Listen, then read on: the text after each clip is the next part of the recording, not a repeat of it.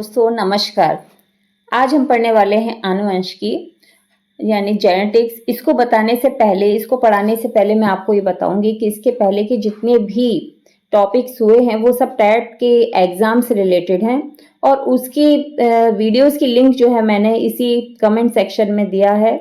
Comment section में description में दिया हुआ है, तो आप वहां पर जाकर इसको सभी को देख सकते हैं। तो आज जो टॉपिक लेने वाली हूँ वो है आनुवंशिकी या जेनेटिक्स। तो इसके जो लॉज है, मेंडल्स के जो 3 लॉज हैं, उसको पढ़ने से पहले इसके टर्म्स को समझना बहुत ही ज़्यादा ज़रूरी है। तो आज हम इन्हीं सभी टर्म्स को समझने वाले हैं। तो पहला आपको दिखाई जैसे दे रहा है कि जेनेटिक्स किसे कहते हैं, जेनेटिक्स का मीनिंग क्या है। तो जेनेटिक्स जो है वो बायोलॉजी की वो ब्रांच है जिसमें कि हम एनिमल्स में जो हेरिडिटी है और वेरिएशन है उसका अध्ययन किया जाता है। ठीक है, तो फिर बात आती है कि जेनेटिक्स का सबसे पहले जो ये वर्ड है जेनेटिक्स, इसको सबसे पहले किसने खोजा था, किसने सबसे पहले इसका उपयोग किया था, तो वो थे विलियम बैटसन। विलियम बैटसन नामक जो साइंटिस्ट थे, उन्होंने 1906 में सबसे पहले इस शब्द जेनेटिक्स का उपयोग किया था। The next is heredity. किसे कहा जाता है, व्हाट इज वंशागति, हेरिडिटी।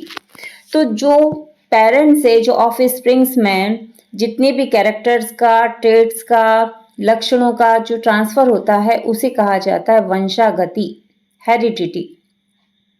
ठीक, फिर विभिन्नताएं किसे कहते हैं, विभिन्नताएं या वेरिएशंस। तो जो भी माता पिता है उनकी जितनी भी संतानें हैं वो अपने माता पिता से मिलती जुलती हैं। ठीक है, तो संतानों में माता पिता से कुछ अलग लक्षणों का पाया जाना, मतलब मिलते जुलते हैं लेकिन फिर भी वो एकदम अपने पेरेंट्स के जैसे नहीं होते। तो वो जो उनमें थोड़ा बहुत अंतर होता है, अपने पेरेंट्स से अलग होते हैं, तो वो किसके कारण होते हैं, विभिन्नताओं के कारण, वेरिएशंस के कारण। ठीक है, तो संतानों में माता पिता से जो कुछ अलग लक्षण पाए जाते हैं वो विभिन्नताओं के कारण या वेरिएशंस के कारण होते हैं। फिर जीन किसे कहते हैं, जीन। तो जीन जो है ये आनुवंशिकता की मूल इकाई है, बेसिक यूनिट है ये किसकी, जेनेटिक्स की। कभी भी आता है कि जीन क्या है, तो ये हम जेनेटिक्स की बेसिक यूनिट है जो किसी भी लक्षण को नियंत्रित करती है। डीएनए क्या है, फिर डीएनए आनुवंशिक सूचना का मुख्य वाहक है। तो इसको मैं थोड़ा बताना, आगे बढ़ने के पहले मैं आपको ये बताऊंगी कि यदि कभी आता है कि किस लिंक में पाए जाते हैं डीएनए, जीन, क्रोमोसोम, थोड़ा कंफ्यूजन रहता है, तो उसके लिए हम ये देखेंगे कि जो सेल है, सेल में जो केंद्रक रहता है, न्यूक्लियस रहता है, उस न्यूक्लियस में क्या पाया जाता है, आनुवंशिक पदार्थ, हेरिडिटी मटेरियल। और हेरिडिटी मटेरियल जब क्लियर दिखाई देते हैं उसमें क्रोमोसोम दिखाई देते हैं। ठीक है, तो ह्यूमन सेल में कितने क्रोमोसोम्स पाए जाते हैं, 46 क्रोमोसोम्स, या पेयर्स में हम कहें तो 23 पेयर्स पाए जाते हैं। तो उन्हीं क्रोमोसोम्स के ऊपर पाए जाते हैं जीन्स। ठीक है, उन्हीं के ऊपर क्या पाए जाते हैं, जीन्स।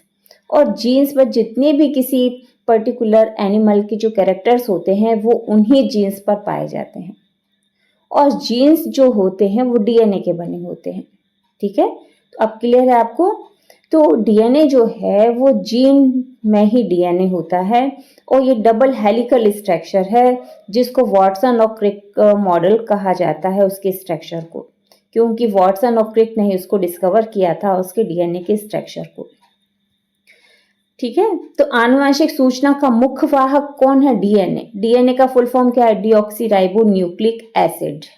ठीक है, फिर क्रोमोसोम क्या है, तो जो क्रोमोसोम है वो डीएनए और प्रोटीन से बने होते हैं तथा इनमें जीन्स स्थित होते हैं। जैसे कि अभी आपको बताया था कि क्रोमोसोम्स कितने हैं, 23 पेयर्स या 46 chromosomes are found in human cell. ठीक है ना, तो वो किससे बने होते हैं, डीएनए और प्रोटीन से बने होते हैं और इन्हीं पर जीन्स पाए जाते हैं। अब बात आती एलील क्या है, युग्म विकल्पी। तो एक ही जीन के अलग अलग रूप, क्योंकि पेयर्ड होते हैं, जितने भी एलील है वो सब पेयर्ड होते हैं, जैसे टी और टी। ठीक है ना, टी टी, कैपिटल टी और स्मॉल टी। तो जीन तो एक ही है, मतलब टी किसको रिप्रेजेंट कर रहा है, टॉलनेस को, लंबाई को। तो लंबाई के लिए एक होगा डोमिनेंट और एक होगा स्मॉल टी रिसेसिव। तो इसको हम बोलते हैं एलील, जो एक ही कैरेक्टर को डिनोट करता है, मतलब या तो वो लंबाई हो या फिर वो कलर हो या फिर वो उसका किसी भी चीज़ का शेप हो, ठीक है ना। तो ये एक ही जीन के अलग अलग रूप, जैसे टी और स्मॉल टी, ठीक है। अब बात आती है जीनोटाइप किसे कहते हैं। तो जीनो मतलब जीन्स, किसी जीव की आनुवंशिक संरचना, किसी भी जीव की आनुवंशिक संरचना की बात हो रही है, हेरिडिटी स्ट्रक्चर कैसा है। जैसे कि टी कैपिटल टी होमोजाइगस है, दोनों ही कैपिटल टी हैं। एक हाइब्रिड है कैपिटल टी स्मॉल टी दोनों ही हैं, क्योंकि हमेशा एलील्स पेयर्ड होते हैं। तो यहाँ पे स्मॉल टी मतलब रिसेसिव है, होमोजाइगस रिसेसिव है, तो ये जीनोटाइप होता है। लेकिन फिनोटाइप क्या है। फिनोटाइप होता है जो कि हमें दिखाई दे रहा है, ठीक है ना। हम जीन्स के व्यू से नहीं देख रहे हैं, हम इसको बाहर से जो कैरेक्टर दिखाई दे रहा है कि कोई लंबा है, कोई छोटा है, कोई रिंकल्ड है, तो कोई बिल्कुल राउंड इन शेप है, तो ये जो कैरेक्टर हमें दिखाई देता है वो फिनोटाइप होता है, दिखाई देने वाला लक्षण, जैसे लंबा या बौना। क्लियर। देन डोमिनेंट, डोमिनेंट मतलब प्रभावी, जो एलील दूसरे एलील की उपस्थिति में भी अपना प्रभाव दिखाता है। जैसे कि हम टॉलनेस की ही बात करें तो टॉलनेस के लिए हाइब्रिड एलील क्या होता है, कैपिटल टी स्मॉल टी। तो यहाँ पर स्मॉल टी है, फिर भी जो कैपिटल टी है वो उसकी प्रेजेंस में भी अपना प्रभाव दिखा रहा है। तो यहाँ पे कैपिटल टी क्या हो गया, डोमिनेंट हो गया, प्रभावी हो गया, ठीक है। देन रिसेसिव क्या, अप्रभावी, जिसका प्रभाव डोमिनेंट एलील की उपस्थिति में छिप जाता है। अभी हम एक ही एग्जाम्पल को लेके समझ रहे हैं। तो टॉलनेस में क्या हुआ, हाइब्रिड कैपिटल टी और स्मॉल टी, ठीक है ना। तो इसमें क्या हो रहा है कि डोमिनेंट एलील की उपस्थिति में वो होते हुए भी दिखाई नहीं दे रहा है, तो इसको हम बोलते हैं रिसेसिव। जैसे कि टी के रहने से, कैपिटल टी के रहने से स्मॉल टी जो है वो रहते हुए भी दिखाई नहीं दे रहा है, वो छिप गया है, इसको हम बोलेंगे रिसेसिव या अप्रभावी। अब बात आती है कि आनुवंशिकी के जनक कौन है, फादर ऑफ जेनेटिक्स। तो वो हैं ग्रेगर जॉन मैंडल, ठीक है। और उन्होंने कौन से पौधे पर प्रयोग किए थे, एक्सपेरिमेंट्स किए थे, वो था मटर का पौधा। और मटर का पौधे को हम जुलूसी, इसका जो बॉटनिकल नेम है वो है पाइजम सैटिवम, मटर के पौधे का, ठीक है।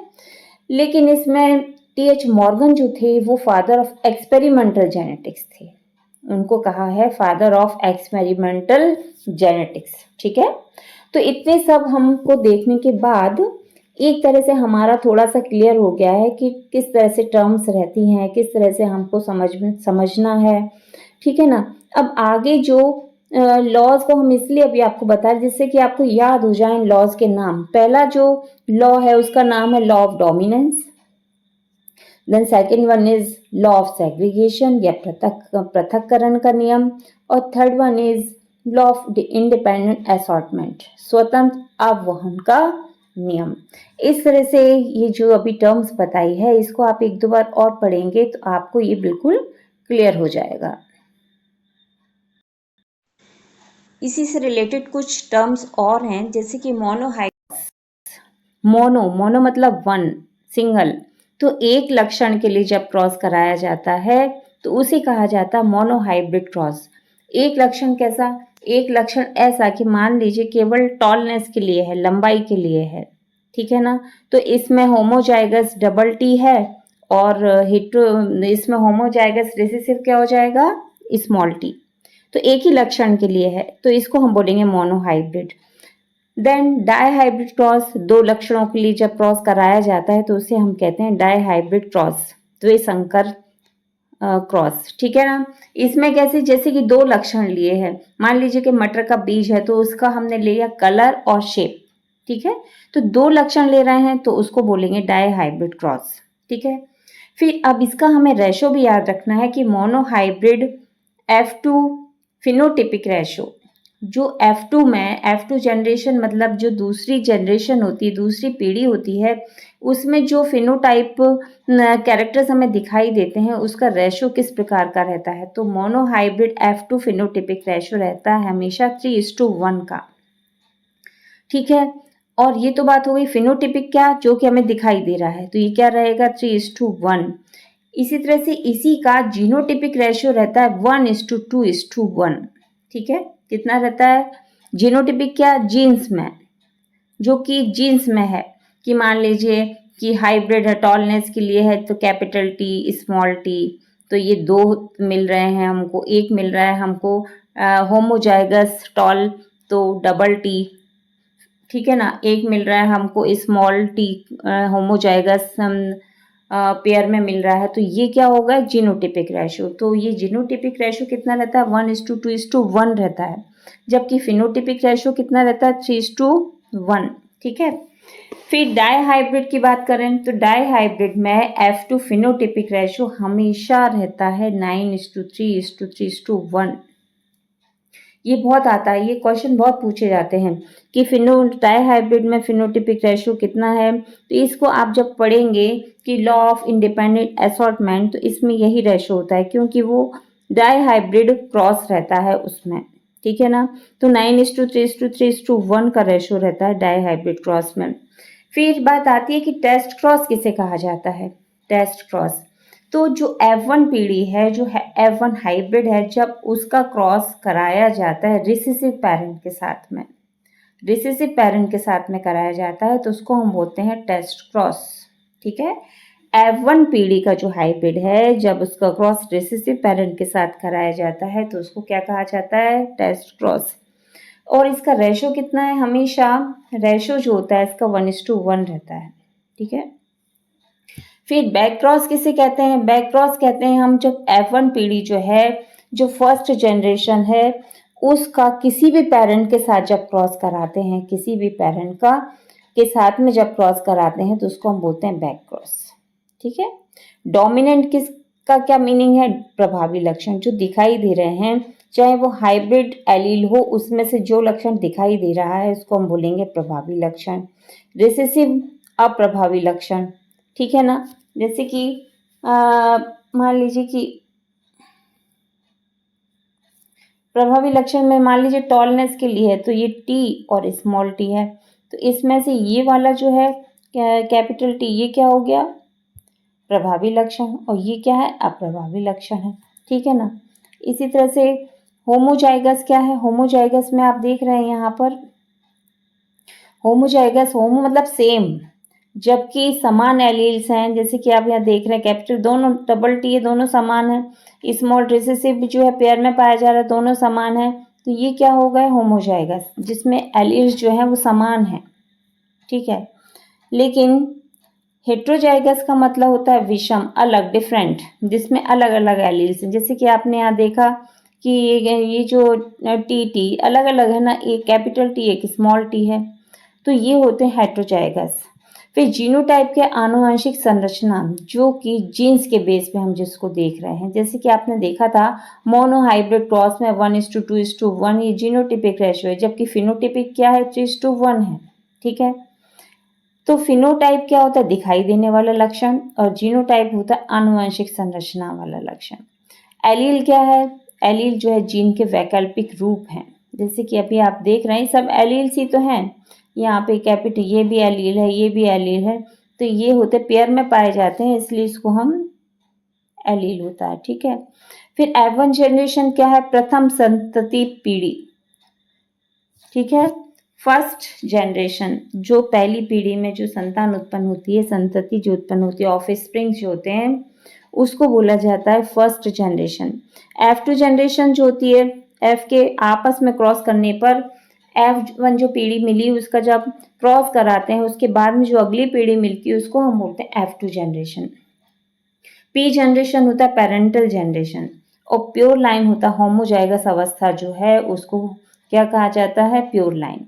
हाइब्रिड अलग अलग एलील्स वाला ऑफस्प्रिंग, जैसे कि आपको कहा था small T capital T, capital R small R, ठीक है ना, इस तरह से, या कैपिटल वाई स्मॉल वाई, ये सब क्या हो गया हाइब्रिड। म्यूटेशन क्या है, जब कभी भी किसी भी आनुवंशिक पदार्थ में अचानक परिवर्तन दिखाई देता है उसको कहा जाता है म्यूटेशन। ठीक है, अचानक दिखाई देने वाला परिवर्तन डीएनए में या आनुवंशिक पदार्थ में उसको कहा जाता है म्यूटेशन। हेरिडिटी क्या है? माता पिता से संतानों में लक्षणों का जो संचार ट्रांसफर होता है उसको कहा जाता है हेरिडिटी। ठीक है। डीएनए जेनेटिक मटेरियल है, डीऑक्सीराइबोन्यूक्लिक अम्ल, जैसे कि हमने पहले भी पढ़ चुके थे। क्रोमोसोम क्या है? डीएनए प्रोटीन की संरचना है, जो कि ह्यूमन सेल में कितनी होती है? 46 पेयर्स। अब रेशोज हमें थोड़ा अच्छे से याद रखना है, जैसे कि अब रिवीजन आपका चल रहा है। मोनोहाइब्रिड में आपको बताया था फिनोटिपिक 3:1 रहता है, जीनोटाइप होता है 1:2:1। डाइहाइब्रिड क्रॉस में फिनोटाइप रेशो जो होता है 9:3:3:1 रहता है।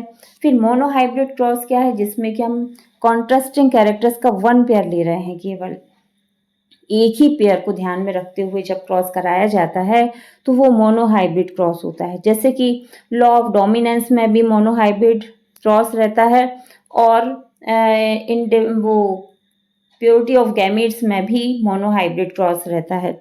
जबकि लॉ ऑफ इंडिपेंडेंट असॉर्टमेंट में डाइहाइब्रिड क्रॉस रहता है, जिसमें कि दो जोड़े होते हैं कॉन्ट्रास्टिंग कैरेक्टर्स के। ठीक है, चाहे वो कलर्स में हो, चाहे वो शेप में हो, चाहे वो किसी भी और दूसरे कैरेक्टर में हो, लेकिन कम से कम 2 पेयर्स तो होते ही हैं, तो ये डाइहाइब्रिड क्रॉस होता है। तो इस तरह से ये जो जितने भी टर्म्स है वो हमने लगभग पूरे लिए हैं। अब इसके बाद जब हम पढ़ेंगे मेंडल्स के 3 लॉज, तो आपको बहुत कुछ क्लियर हो जाएगा। आपको यदि आगे के जो पिछले जो मैं पढ़ा चुकी हूँ वो वीडियो चाहिए तो उसका लिंक मैं इसके डिस्क्रिप्शन बॉक्स में दे दूंगी, तो आप वहाँ जाकर देख सकते हैं, जिससे कि आपका टेट का जितना भी सिलेबस है वो पूरा आपका क्लियर हो जाएगा। और मैं एमसीक्यूज भी लेती हूँ, जिससे कि वो और अच्छे से आपको क्लियर हो जाता है, क्योंकि मैं हर क्वेश्चन में जो भी आता है उसको अच्छे से एक्सप्लेन करती हूँ वहाँ पर, जिससे कि आपको पूरा क्लियर हो जाए। और अच्छा आपको वीडियो लगे तो प्लीज़ लाइक कीजिए, सब्सक्राइब कीजिए यदि आप चैनल पे नए हैं तो, और शेयर भी कीजिए, जिससे कि सबके पास ये जो इम्पोर्टेंट कंटेंट है टेट से रिलेटेड वो उन तक पहुंच सके। धन्यवाद।